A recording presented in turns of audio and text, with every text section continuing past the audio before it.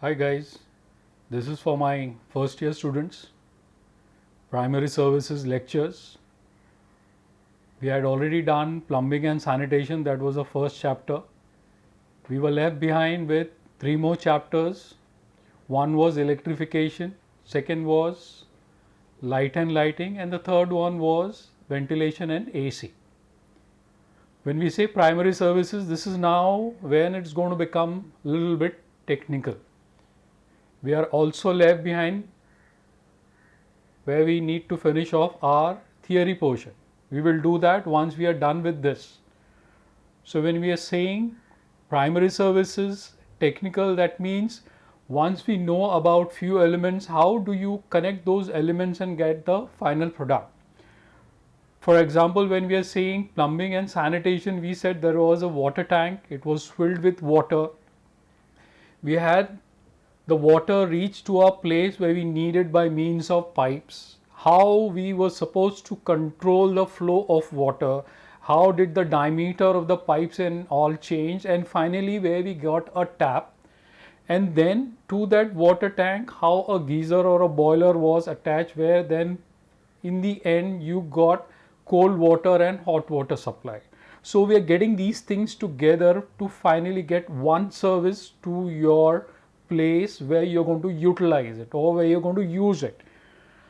Coming to electrification, instead of water, we are going to talk about electrical current. Now, as we know, electrical current, it's an energy. It gets produced. So in this chapter, I have divided it, or the way it is in your syllabus, it has 4 different subtopics. I'll just repeat the subtopics. So if you have a pen and a paper, please write down so we remember what all needs to be done. The first point where you can write down, it is talking about, or it's asking us about, what do you mean by phase? What do you mean by single phase and 3-phase power supply? Then earthing, neutral, volts, amps, wattage, and finally load requirement. This is the first point. Second point, distribution of those loads, limitation of those loads, leakage and fluctuation once those load is getting transferred from one place to the other place, safety while that load is coming through, excess loading, interferences. This was the second point. Third point talks to you about wires, wiring, different types of wiring system, standards of wiring, their specification, what do you mean by shielding, shielding. These are the two words. Cross section, conductors, insulation, then color coding. How have we coded the wires? By giving them colors. So in short, we call them as RYB, red, yellow and blue. Circuit wiring. What do you mean by circuit wiring? Installation. And how do we install them? Whether they are open, seen, or they are concealed. The fourth point in this is when I go down to the market and want to buy these things to put together, to take my wires from one place to the other place. How does the current flow? The current flows by means of wires, by means of cables. So how do I take them from one place to another place? By putting things together. So what are these things? We call them as joints, junctions, conduits, casing and capping, sealing rows, bulb holders, switches, plugs, sockets, dimmers, regulators. Then coming on to MCBs, ELCBs and RCBs. All put together, you can say, we can compare it to the way we had put together water tank, pipes and finally a tap. I am putting together all this with one switch. how is the wire getting connected to the switch and finally to your appliance or a light fitting. And when I switch that on, how does the bulb goes on? What do I put together to get this bulb to work for me, to give me that light what is needed for my appliance to work? So these are the 4 points. We'll go step by step. Now coming to the first point, I'll just take you from the beginning. When I said electricity, it's an energy which is not visible, but the impact can be realized in physical form or physical effect, like such as heat, light, motion. When I say electrical current, it's the flow of electrical charge, either direct or alternate. That is what I called as alternate current or direct current. Direct current, when I say, is when you use cells and batteries. That's your direct current. Alternate current is when I say it's electrical current where direction and rating always changes. I'll repeat that. AC alternate current, that is electrical current whose directions and ratings always keeps changing. What do you mean by voltage? It is a force behind the flow of electrical charge or electrons in a conductor. That means if I have seen a wire, the metal thing or the metal strand inside the insulation is my conductor, with which help the electrical current flows from one place to the other place. So wires, conductors. When I say conductors, it's a metal which takes electrical current from one place to the other. It can be a copper conductor, it can be aluminum conductor, it can be silver also and gold also. Watts. What do you mean by watts? Unit of electrical power or rate of energy consumption by an electrical device is termed as watts. Ampere. Measurement of electrical current. Quantities of electrons moving at a given point in a circuit during a specific period can be termed as ampere. Phase. Now this is where we talk about phase. What do you mean by phase? A single phase and a three phase. When I say phase, is current or voltage in an existing wire. Phase means distribution of load on a single wire, and if more wires are used, load will be distributed. Little bit technical, you will need to understand it. Once you listen to this, what I'm saying twice and thrice, you'll understand. I'll just repeat. I said phase means distribution of load. When I'm saying load, it means electrical current flowing to that conductor on a single wire. And if more wires are used, load will be distributed. Single phase and three phase. Very simple way to understand. When I say single phase, the load is less. When I say three phase, load is more. Single phase, I can compare it to one bucket of water, or I can say I just have one tap from where water flows. When I say three phase, instead of one tap, you have three taps from where you can get water. Residentials need less load. That is where they call it as single phase. Commercial establishment, factories, they need more load. That is where we use three phase. 220 volts. Now 220 volts is a single phase. 440 volts is three phase. More load, more power of consumption, because at my residence I might be just using two lights, one fan, few plug points. I don't need that much electrical current or the supply of current into my place. I need lesser amount of load. But then when I'm running a commercial establishment, I'll need more load, because there I'll have machines, I'll have ACs running, I have more number of lights, I have more number of plug points. So the more number of appliances, more number of lights, I need more load. Single phase, three phase. Earthing. Now, when a circuit is connected to the earth by means of a wire, why am I connecting the wire to the earth? If there is a fluctuation, if there is a short circuit, instead of the person using that appliance or using the switch, he'll get an electrical shock. He will not get it if the circuit is attached to an earthing.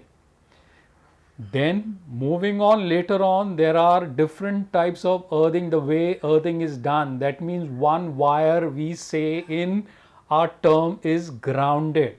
The electrical current which flows through your body goes to the ground, and it will not damage you or it will not harm you. Neutral. Now, when I say phase, this is a live wire. This is what we also term as hot wire, which is carrying the electrical current. For the circuit to get complete, you need one more wire, which is called as neutral wire. It's a wire, when connected to the phase, it completes the circuit. It's a non-live wire. For a single phase, neutral is compulsory, but for a three phase, neutral is not compulsory. Electrification. What do you mean by electrification? When I say electrification, when you put wires and cables and MCBs and ELCB all put together with switches and socket, this is called as electrification. Wires. A conductor with an insulator. What colors you see on those wires? It's either made of rubber, PVC. In those days, it was made out of cotton. The covering over your metal strands of wire to protect you from getting electrical shock, those are called as insulation. So insulation, when I say, it's the covering over your electrical wires.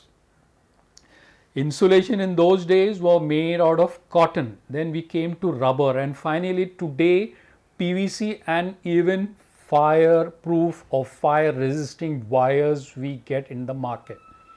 1 by 18. Now, what do you mean by 1 and what do you mean by 18? It's how you term your wires. So when I'm doing a residential wiring, I'm using 1 by 18 wire. 1 is the strand of wire, 18 is the gauge of that metal strand what I'm using inside the wire. See, slowly it will become more and more technical. The best way to absorb these services subject is to know more about these things. So first is basic. First find out about what are wires, what are different types of wires, for which appliance I use which type of wire. Wires which have different colors. When I say different colors, phase is either red or yellow. It carries electrical current. When I say neutral, it can be black, it can be blue. Earthing is standardized as green in color. Wiring system. When I say wiring system, how has an electrician done your wiring? So when we started with, we had two types of wiring, or when we started, I'm sorry to say, we just had one way of doing the wiring. It was all open. Wiring in those days was seen. Even today, if I'm talking about a cost, I can say we can do open wiring. Open wiring had different points in it, different points on the way, different ways it was being done. First, it was said cleat wiring. Cleat means there were metal cleats, small metal cleats which were fixed onto the walls and wires were routed onto it. That means how you take your wires from one place to another place, it was by means of cleats and the wires were fixed on it. The next one was batten wiring, which we also call it as CTC wiring. Means you had small pieces of wood, or depending on the number of wires, the batten behind the wires increased and it had a metal clip. So we used to put the battens onto the wall clips. The wires were put there and they were tied with these metal clips. Slowly, when PVC came into existence, we started with casing capping. So we had a case fixed onto the wall, wires were installed into those case and it was capped. It was more neater way of doing open wiring rather than doing batten wiring and cleat wiring. We moved on to conduits. When I say conduits, it's just a PVC pipe which goes from one place to another place. And every time I say one place to another place, let me put it in front of you. This is where the switch starts till your appliance or till your light fitting. It will have a conduit. It's a route what takes the wires from one location to the other location. So I was using cleats, then I used batten wiring, then I used casing caping, and finally conduits which were exposed. And when I say I'm removing or chasing is the right word, when I chase a wall and embed the conduit inside the wall and I plaster it, that means the root of the wires are not seen, it's concealed, it goes inside the wall. It can go above your false ceiling, it can go below your floor. So when I conceal these things, it's called as concealed wiring. Open wiring, concealed wiring, types of wiring. This is where I can say your point 1 gets complete. It has more detail, but then as I said, services cannot be learned or cannot be discussed in just one lecture. It is an entire book what one needs to understand, but that will come step by step. The more you look out for these things, the more you understand the terms, the more you understand how it's related to carrying out electrification, you will understand more. And finally, when you make layouts, this is where finally you can understand how to do electrification. The next point was distribution. How from the power station to your building, where your building will have a main distribution board. From the main distribution board, it comes to your place where you have distribution board, and from those distribution board you have individual switches. And when I say individual switches, your bedrooms will have switches, your bathroom will have switches, your kitchen will have switches, and the same way living and dining will have switches where the wires will be connected. This is where I say I'm distributing my power supply, which will have a limitation. When I say limitation, it's in terms of load. How much load have you got? If I say I have got a single phase, I might use few fans, light, plug points. But the moment I'm using an appliance which has more voltage, more wattage it needs to work, that's where my limitation is restricted. That means instead of single phase, to run that AC which needs more power or more load, it will not function. I'll need 3-phase power supply. That's my limitation. Leakage, fluctuation. We all know how leakage is happening. If my wires are broken or by some way it has got overheated, the inside conductor is exposed. That is where leakage of electrical current happen, which is not good. you get fluctuation. You get flickers in your light fitting. If you're watching a TV, fluctuation happens in that also. This is all because of either power surge where the needed voltage goes either higher or lower. I understand this. Safety. While I'm doing electrification, safety is the first thing what you should follow. No way. If your client permits, you should have PVC insulated wires and cables rather than rubber. Rubber insulation wires are also available in the market, but the moment it gets heated up, it starts melting. This is not good. This is where safety is needed. Excess load again, if you're not being given a 3-phase power supply, you cannot use more than one appliance at a time. If you start using all that at the same particular time, where I'm saying this is like your boiler or a geyser in the bathroom, your AC in the room, they all start at the same point. This is where you'll get excess loading.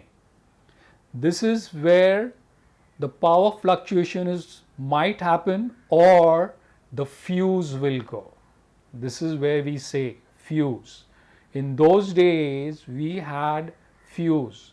Nowadays instead of fuse you have MCBs and ELCBs. We'll cover this point when we are coming to the fourth one. Now, interferences, we say one cable over the other, one wire over the other, or if a wire is carrying data or voice, and if you have a wire which is carrying electric current, this is where interference is going to happen. So most of it is when you're doing your electrification, all these points which we discussed in the second point needs to be considered. The third one, wires. We said what wires are. There are all different types of wires which are available in the market. You should log into one of the companies which gives you these kinds of wires. What are the different types of wires available in the market? Telephone wires, speaker wires, wires which is used for carrying electrical current. And then moving on from wire, and I say wiring, we already said different types of wiring. Standard, yes. Specification has to be there when you carry out, which is a live wire, which is a neutral wire, which wire is taking the earthing. This is my standard and specification. Then coming to cables. When I say cable, this is where we talk about the cross section, and when I say cable, this is where again you are putting your R, Y, B into picture. That means in a cable it's not one conductor, there are more than one conductor. That is the reason I call them as R, Y, B, and when I take a cross section, I'll be able to see these R, Y, B inside them with a earthing wire also. Now, more the conductor, more the load, more the electrical current flowing through it, I need to take care of that electrical current in a more better way when I put an insulation onto those cable. More better way of putting the insulation on a cable, this is where I use the term sheathing and shielding. The more the cover, the more better the covering, and the material what I'm using as a insulation onto that gives me the term sheathing and shielding. So cables, I said it's more than one conductor, so we need protection. Sheathing and shielding. So when I say sheatheded, that is SHEATHED, sheatheded is PVC thermoplastic covering over conductors.